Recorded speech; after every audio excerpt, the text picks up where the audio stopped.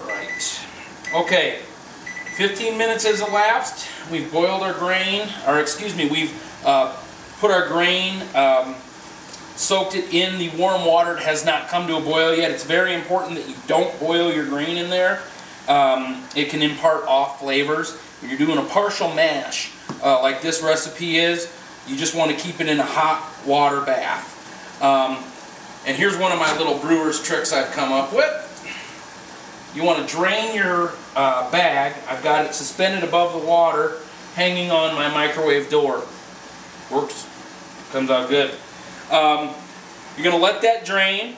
I'm going to stir this, and I'm going to up the heat and bring it to a boil. Once it boils, then we're going to add our ingredients. Alright, our pot with our grains that, or excuse me, our pot that soaked with our grains. So this is just grain water and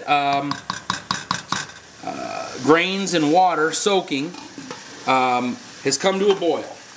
So now this is where we start our 60-minute boil process. Now, don't go anywhere. What I did was I put my liquid malt extract and my 3 pounds of honey into a hot water bath to make it a little more viscous, a little bit more flowing, a little bit more liquefied. So what I need to do now is add my 8 pounds of light malt extract, 3 pounds of honey, 2 ounces of ginger, and 2 ounces of Centennial hops. So, in order to keep our wort from scorching, I remove it from the heat, stir it,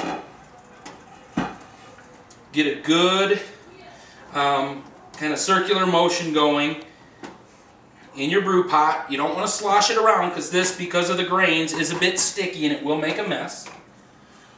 And I will stir in my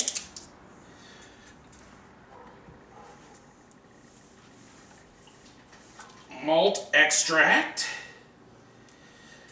You want to stir this as much as possible as you're adding your ingredients, because the bottom of this brew pot is hot. I've had it on here, I don't know, about 25-30 minutes now. Just and you don't want to scorch or caramelize any of the sugars that you're going to add. So what I'll do is I'll swish around just a little bit of water. This is hot, so you got to be careful, but you know, you want to get all those tasty, good ingredients, every last bit of them, into your brew pot. Continue to stir.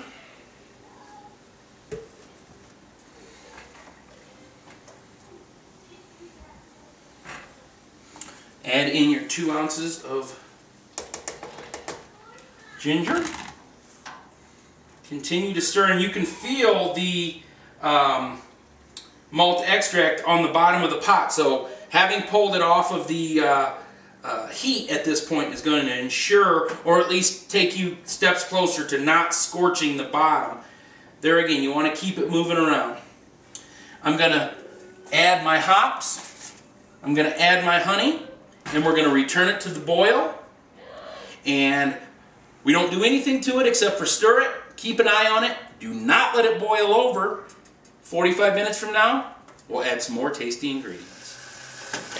Okay, now I've just added the honey, 3 pounds, 8 pounds of pale white malt extract. I've added the 2 ounces of ginger and the 2 ounces of Centennial hops.